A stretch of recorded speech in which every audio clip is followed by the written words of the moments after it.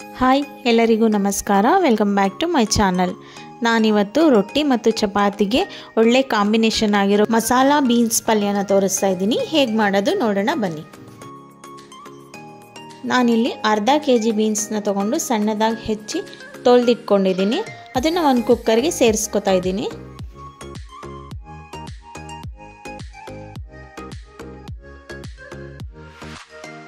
ನಂತರ ಅದಕ್ಕೆ ಬೀನ್ಸ್ ನೆನೆಯುವಷ್ಟು ನೀರು ಹಾಗೆ ರುಚಿಗೆ ತಕ್ಕಷ್ಟು ಉಪ್ಪು ಇಷ್ಟನ್ನು ಹಾಕಿ ಮಿಕ್ಸ್ ಮಾಡಿಕೊಂಡು ಕುಕ್ಕರ್ನ ಕ್ಲೋಸ್ ಮಾಡಿ ಇದನ್ನು 1 ವಿಷಲ್ ಹಾಕಿಸ್ಕೊತೀನಿ. ಬೀನ್ಸ್ ಬೇಯೋದ್ರೊಳಗಡೆ ಅದಕ್ಕೆ ಮಸಾಲಾನ ರೆಡಿ ಮಾಡ್ಕೊತಾ ಇದ್ದೀನಿ. ಜಾರ್ಗೆ 4 ಬ್ಯಾಡಗೆ ಮೆಣಸಿನ್ಕಾಯಿ, 2 ಗುಂಟೂರು ಮೆಣಸಿನ್ಕಾಯಿ, ಸ್ವಲ್ಪ ಕರಿಬೇವು ಸೊಪ್ಪು, 1 ಇಂಚು ಶುಂಠಿನ ಸಣ್ಣದಾಗಿ ಹೆಚ್ಚಾಕೊಂಡಿದ್ದೀನಿ, ಅರ್ಧ ಸ್ಪೂನ್ ಸಾಸಿವೆ, ಅರ್ಧ ಸ್ಪೂನ್ ಜೀರಿಗೆ, 1/4 ಟೀ ಸ್ಪೂನ್ ಅರಿಶಿನ ಪುಡಿ ಇಷ್ಟನ್ನು ಹಾಕಿ ತರಿಯಾಗಿ ಪುಡಿ ಮಾಡ್ಕೊತೀನಿ. ನಂತರ ಇದಕ್ಕೆ 3/4 ಕಪ್ ತೆಂಗಿನಕಾಯಿ ತುರಿನ ಹಾಕಿ ರುಬ್ಕೋಬೇಕು. ನೀರು ಹಾಕೋ ಆಗಿಲ್ಲ. ಇವಾಗ ನಾನು ಇದನ್ನೆಲ್ಲ ಪುಡಿ ಮಾಡಿ ಇಟ್ಕೊಂಡಿದ್ದೀನಿ. ನೋಡಿ, ಇಷ್ಟು ತರಿಯಾಗಿದ್ದರೆ ಸಾಕಾಗುತ್ತೆ. ಇವಾಗ ಕುಕ್ಕರ್ ಕೂಡ ತಣ್ಣಗಾಗಿದೆ. ಬೀನ್ಸ್ ಕೂಡ ಚೆನ್ನಾಗಿ ಬೆಂದಿದೆ. ಬೀನ್ಸ್ ಬೆಂದಿರೋ ನೀರನ್ನು ನೀವು ಸಾಂಬಾರ್ಗಾದರೂ ಯೂಸ್ ಮಾಡ್ಕೋಬೋದು, ಇಲ್ಲ ಸೂಪ್ ಮಾಡಿಕೊಂಡು ಕುಡಿಬೋದು. ಇವಾಗ ಇದನ್ನು ನೀರು ಬೇರೆ ಬೀನ್ಸ್ ಬೇರೆ ಸಪ್ರೇಟ್ ಮಾಡ್ಕೋತಾ ಇದ್ದೀನಿ. ಇವಾಗ ಬೀನ್ಸ್ ಬೆಂದಿದ್ದು ರೆಡಿಯಾಗಿದೆ. ಒಗ್ಗರಣೆ ರೆಡಿ ಮಾಡ್ಕೊಳ್ಳೋಣ. ಬಾಣಲೆಗೆ 2 ಸ್ಪೂನ್ ಎಣ್ಣೆನ ಹಾಕೋತಾ ಇದ್ದೀನಿ.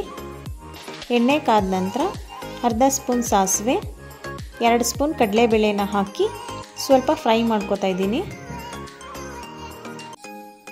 ನಂತರ ಇದಕ್ಕೆ ಹೆಚ್ಚಿಟ್ಕೊಂಡಿರೋ ಈರುಳ್ಳಿ, ಸ್ವಲ್ಪ ಕರಿಬೇವು ಸೊಪ್ಪು ಹಾಕಿ ಈರುಳ್ಳಿನ ಸ್ವಲ್ಪ ಫ್ರೈ ಮಾಡ್ಕೋಬೇಕು. ನೀವು ಬೀನ್ಸ್ನ ಕುಕ್ಕರಲ್ಲಿ ಕೂಗಿಸ್ಕೊಳ್ಳಲ್ಲ, ನೀರು ವೇಸ್ಟ್ ಆಗುತ್ತೆ, ಸಾಂಬಾರೇನು ಮಾಡ್ತಾಯಿಲ್ಲ ನಾವು ಬರೀ ಪಲ್ಯ ಅಂತ ಅಂದರೆ ಡೈರೆಕ್ಟಾಗಿ ಒಗ್ಗರಣೆಗೆ ಬೀನ್ಸ್ನ ಹಾಕ್ಕೊಂಡು ಒಂದು 5 ನಿಮಿಷ ಬೇಯಿಸ್ಕೋಬೇಕಾಗುತ್ತೆ. ಈರುಳ್ಳಿ ಎಲ್ಲ ಚೆನ್ನಾಗಿ ಫ್ರೈ ಆಗಿದೆ. ಇದಕ್ಕೆ ನಾವು ರುಬ್ಬಿಟ್ಕೊಂಡಿರೋ ಮಸಾಲ ಪೌಡರ್ನ ಹಾಕೋತಾ ಇದ್ದೀನಿ. ಇದನ್ನು ಎಣ್ಣೆನಲ್ಲೇ ಒಂದು 2 ನಿಮಿಷ ಚೆನ್ನಾಗಿ ಫ್ರೈ ಮಾಡ್ಕೋಬೇಕು. ಮನೇಲಿ ಏನಾದರೂ ಫಂಕ್ಷನ್ ಇತ್ತು, ಸಿಹಿ ಊಟದ್ದು ಅಂತ ಅಂದರೆ ಈ ಥರ ಪಲ್ಯನ ಮಾಡ್ಕೊಳ್ಳೋದ್ರಿಂದ ತುಂಬ ರುಚಿಯಾಗಿರುತ್ತೆ. ನಾವಿದಕ್ಕೆ ಶುಂಠಿ ಮತ್ತು ಬ್ಯಾಡಗೆ ಮೆಣಸಿನ್ಕಾಯಿನ ಸೇರಿಸಿರೋದ್ರಿಂದ ಟೇಸ್ಟ್ ಕೂಡ ಡಿಫ್ರೆಂಟ್ ಆಗಿರುತ್ತೆ. ಮಸಾಲ ಎಲ್ಲ ಚೆನ್ನಾಗಿ ಫ್ರೈ ಆಗಿದೆ. ಘಮ ಕೂಡ ತುಂಬ ಚೆನ್ನಾಗಿ ಬರ್ತಿದೆ. ಒಂದು ಅರ್ಧ ಟೀ ಸ್ಪೂನ್ ಉಪ್ಪು ಹಾಕಿ ಮಿಕ್ಸ್ ಮಾಡ್ಕೊತಾ ಇದ್ದೀನಿ. ನಾನು ಬೀನ್ಸ್ ಬೇಯೋಕ್ಕಿಟ್ಟಾಗಲೇ ಸ್ವಲ್ಪ ಉಪ್ಪನ್ನ ಸೇರಿಸ್ಕೊಂಡಿದ್ದೆ.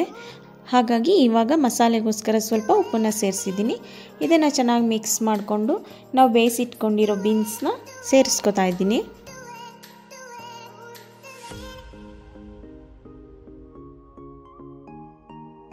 ಬೀನ್ಸು ಬೆಂದಿರೋದ್ರಿಂದ ಇದನ್ನೇನು ಬೇಯಿಸೋ ಅಗತ್ಯ ಇಲ್ಲ. ಚೆನ್ನಾಗಿ ಮಿಕ್ಸ್ ಮಾಡಿಕೊಂಡು ಕೊನೆಯಲ್ಲಿ ಕೊತ್ತಂಬರಿ ಸೊಪ್ಪನ್ನು ಹಾಕ್ಕೊಂಡ್ರೆ ಬೀನ್ಸ್ ಪಲ್ಯ ರೆಡಿ ಆಗುತ್ತೆ. ಯಾರೆಲ್ಲ ವಿಡಿಯೋನ ನೋಡ್ತಾ ಇದ್ದೀರಾ, ನಿಮಗೆ ಈ ರೆಸಿಪಿ ಇಷ್ಟ ಆಗಿದ್ದರೆ ಪ್ಲೀಸ್ ಒಂದು ಲೈಕ್ ಕೊಡಿ, ಹಾಗೆ ಕಮೆಂಟ್ ಮಾಡಿ ಮತ್ತು ನಿಮ್ಮ ಫ್ಯಾಮಿಲಿ ಫ್ರೆಂಡ್ಸ್ಗೆಲ್ಲ ಶೇರ್ ಮಾಡೋದು ಮರಿಬೇಡಿ. ಹಾಗೆ ನೀವಿನ್ನೂ ನನ್ನ ಚಾನಲ್ಗೆ ಸಬ್ಸ್ಕ್ರೈಬ್ ಆಗಿಲ್ಲ ಅಂದರೆ ದಯವಿಟ್ಟು ಸಬ್ಸ್ಕ್ರೈಬ್ ಮಾಡ್ಕೊಳ್ಳಿ. Thank you.